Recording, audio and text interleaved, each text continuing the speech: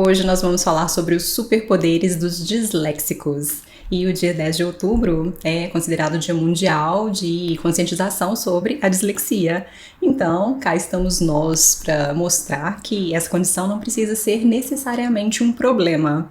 É claro que nem tudo são flores, eu sempre digo isso, mas existe até um livro intitulado A Vantagem Disléxica, porque pouca gente sabe, mas cerca de 80% dos estudantes do MIT, o Instituto de Tecnologia de Massachusetts, tem algum grau de dislexia. E o Pablo Picasso, por exemplo, ele foi identificado como disléxico quando os biógrafos foram estudar a história dele, os papéis, né, as suas produções artísticas e mesmo conversando com alguns amigos, então conseguiram observar, né, algum grau de dislexia. O Steven Spielberg também é disléxico, tem uma entrevista maravilhosa dele, em que ele compartilha os desafios da infância, como foi a vida acadêmica dele. A Keira Knightley também conta como os pais dela foram super espertos, porque eles queriam que ela aprendesse a ler. E ela queria estudar teatro. Então eles disseram que ela só poderia ir estudar teatro se ela tirasse ótimas notas no colégio. Quer dizer, ela ia, de fato, se esforçava na escola, né, para tirar as boas notas, e os pais tinham o que eles queriam, que era aquele esforço dela para decorar os roteiros, ler muito, e, é claro, o resultado está aí, né, uma excelente atriz, e passa horas do dia lendo roteiro, né, tudo que os pais dela queriam. Outro disléxico super famoso é o estilista Tommy Hilfiger, eu acho que é o nome dele, imagino que seja pronunciado assim. Tommy Hilfiger, Que criou essa marca, né? E depois de muito tempo ele conseguiu vender essa empresa por milhões de dólares, mas ele não era ótimo aluno, não, e foi ótimo empresário. E recentemente outros vários artistas também assumiram a própria dislexia, e a representatividade é muito importante para todos nós. E a questão aqui é a seguinte: o que todas essas pessoas têm em comum? Vocês perceberam?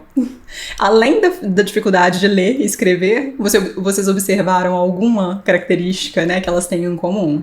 Pois é, os disléxicos, eles são criativos. Ou seja, se o seu filho está com dificuldades em leitura, em escrita, isso não é o fim do mundo. Primeiro que nem tudo é dislexia, e mesmo que for, nós temos recursos excelentes para alfabetização e para todas as demais aprendizagens. Tudo que a criança precisar, ela pode aprender, porque o cérebro é plástico.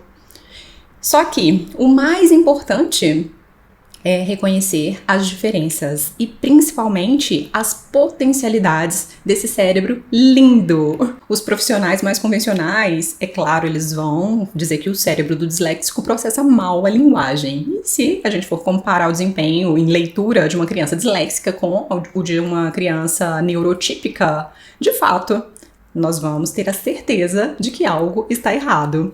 Porém, como disse o Einstein, todo mundo é um gênio. Mas, se você julgar um peixe pela capacidade que ele tem de subir numa árvore, ele vai passar o resto da vida dele imaginando que ele seja um idiota. Então, é claro que nós, os educadores, estamos aqui para oferecer os melhores recursos para essa criança disléxica, tanto em alfabetização quanto em qualquer outra aprendizagem intelectual. Mas a gente também não precisa forçar esse processo de aprendizagem, porque o nosso cérebro, o cérebro disléxico, ele vai precisar fazer conexões diferentes.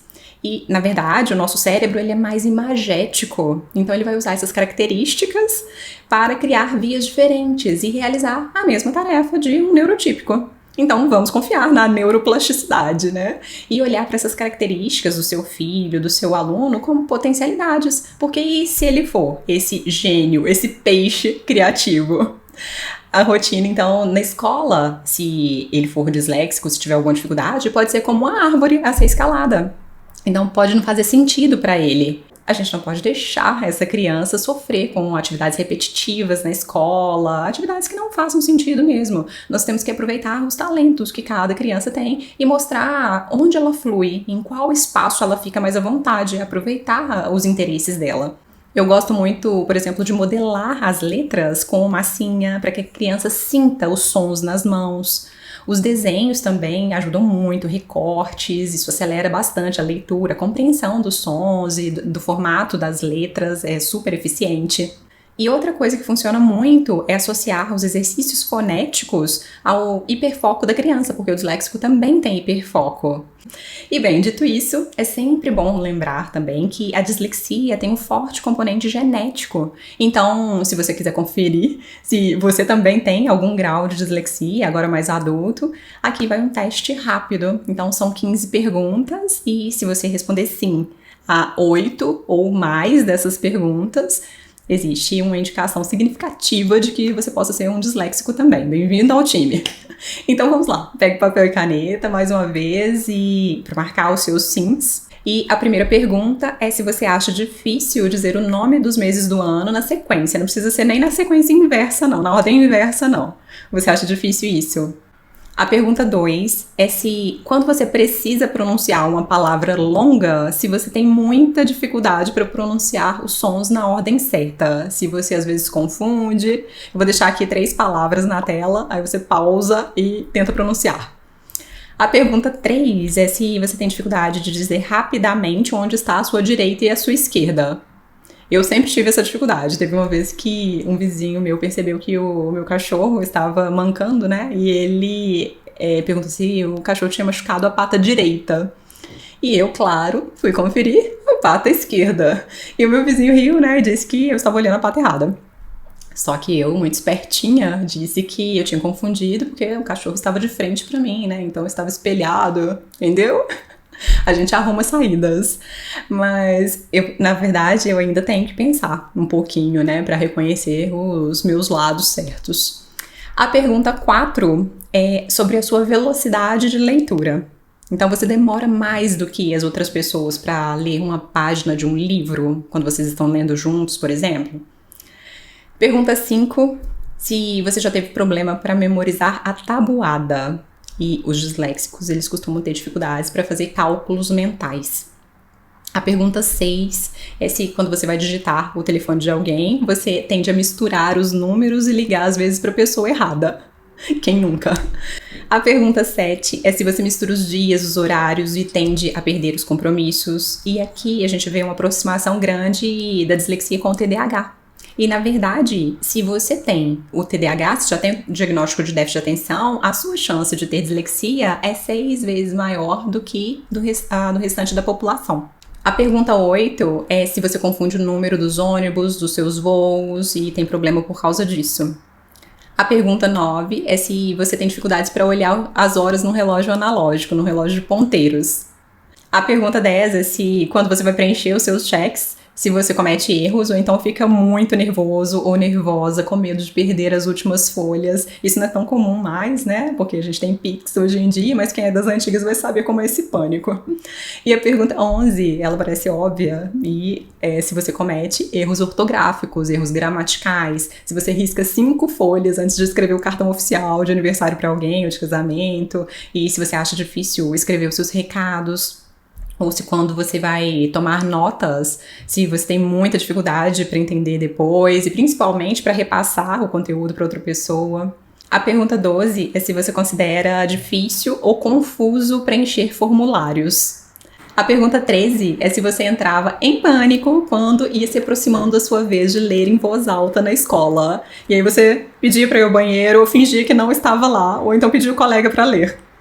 A pergunta 14 é se você tem mais facilidade para aprender quando você enxerga o sentido das coisas, o sentido das informações, do que quando o conteúdo é passado friamente só em textos.